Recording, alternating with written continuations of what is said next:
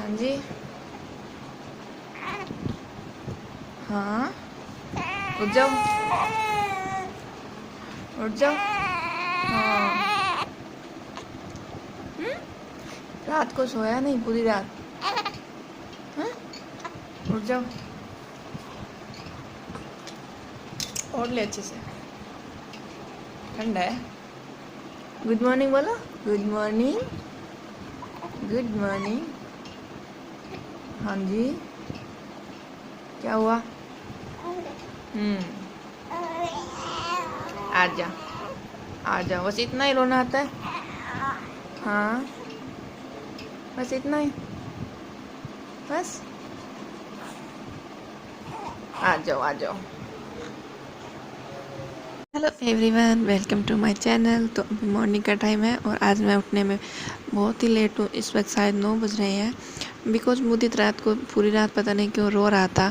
कल बरसात हुई थी तो जिसकी वजह से हो सकता है उसे थोड़ी बहुत ठंड लग गई हो, और उसलिए वो अच्छे से नहीं सो पा रहा था। वो बार बार रो रहा था और अच्छे से सो भी नहीं पा रहा था। तो मैं उसे बार बार देख रही थी, तो इस वजह से लगभग हम दोनों माँ बेटे पूरी रात सोए नहीं थे। फिर सुबह को मैंने सोचा अगर ये ऐसे नहीं सो रहा है तो शायद झूला लगा दो तो झूले में सो जाएगा।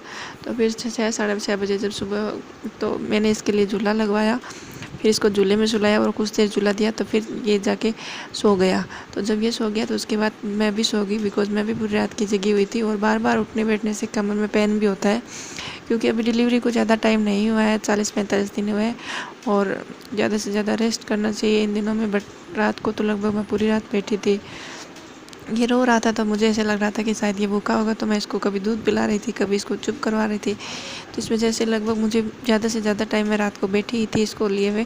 तो उस वजह से कमर में पेन भी बहुत होता है। और इस चीज़ का ध्यान रखना होता है कि डिलीवरी के बहुत दिनों बाद तक हमें कम से कम बैठना चाहिए। कमर पर जोर पड़ता है, जिस वजह से फ्यूचर में भी कमर में दर्द होता है।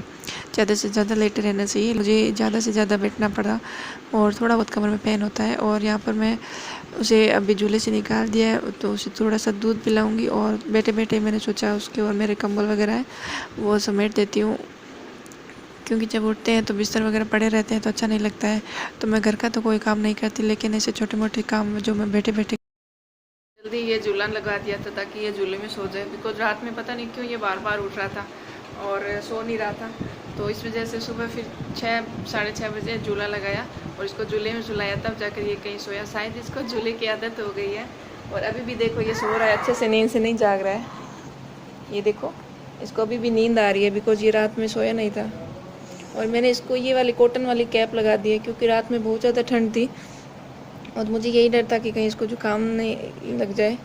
और इसका खुद का ब्लैंकेट निकाल के फिर इसको ये वाला उड़ा दिया। और ये अभी भी सो रहा है। सो जाओ। बरसात हुई थी जिसकी वजह से बहुत ज़्यादा ठंड है, और बच्चे पैरों से कंबल होते हैं वो सब हटा देते हैं, इनको कितना ही हैवी उड़ा दो भले ही। तो रात में भी इसका ये भी ध्यान रखना पड़ता है कि कहीं इसने कंबल हटा दिया तो इसको ठंड ना लग जाए। बहुत सारी बातें होती हैं जिनको सोचना पड़ता है एक माँ को। तो चलो अब मैं उठी हूँ। मैं खुद भी रात में नहीं सोई थी, तो मैं सुबह फिर सो गई। रात को भी ये बस पूरी रात यही ऐसे ही कर रहा था, ना अच्छे से सो रहा था ना जाग रहा था। हाँ, हाँ, क्या हुआ? इसको कैप है, इसको मैंने ये बांधे नहीं है, बस ऐसे ही लगा के सिर्फ छोड़ दिया, ऐसे ढीली ढीली रस्सी। और पूरा रूम अभी फैला हुआ है, क्योंकि रात में जैसे जैसे सो जाते हैं फिर रूम फैला हुआ था। तो अभी इसको ठीक करना है। और ये मैंने इस तरह से इसको लगा दिया था, झूले का होता है, छाया के लिए होता है, बट मैंने इसको लगा दिया ताकि ऊपर पंखा है एकदम सिर में, तो मुझे को ज़्यादा ठंड ना लगे। वैसे मैं इसको ऐसे बांध के रखती थी इस तरह से, तो मैं अभी इसको फिर से बांध दूँगी। और ताकि दिन में जब ये सोए तो यहाँ पर इसको हवा लगे। और रात में तो ज़्यादा ठंड थी, उस वजह से मैंने इसको ऐसे खोल दिया था ताकि हवा ना लगे, और उसको इस तरह से ऊपर से ढक भी दिया था ताकि डबल लेयर हो जाए तो इसको ठंडी हवा ना लगे। तो काफ़ी बातें सोचनी पड़ती है। अभी पूरा रूम फैला हुआ है तो इसको ठीक करते हैं।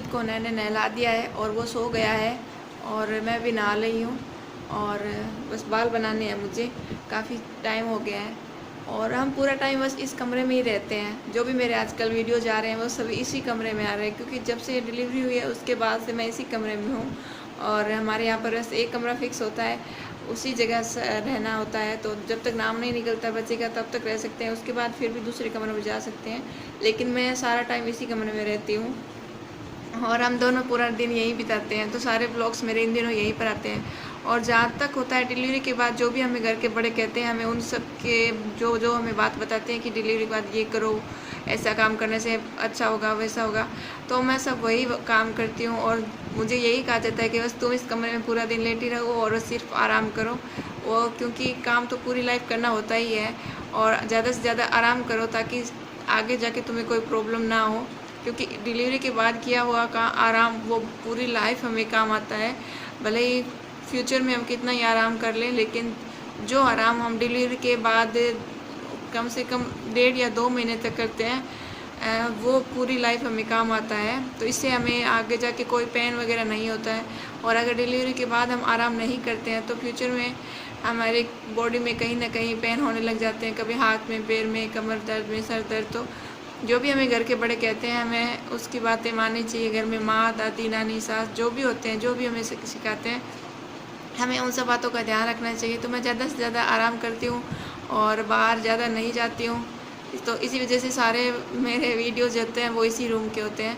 और मुदित अभी नहा लिया, सो गया और मैं भी अभी कुछ देर आराम करूँगी। तो हमें घर के बड़ों की बातों को हमेशा मानना चाहिए, वो हमारे लिए हमेशा सही सोचते हैं और अच्छा सोचते हैं। तो ये था मेरा छोटा सा वीडियो। आई होप आप सबको पसंद आया होगा। अगर पसंद आया तो मेरे वीडियो को लाइक कीजिए, शेयर कीजिए और मुझे कमेंट करके ज़रूर बताइए।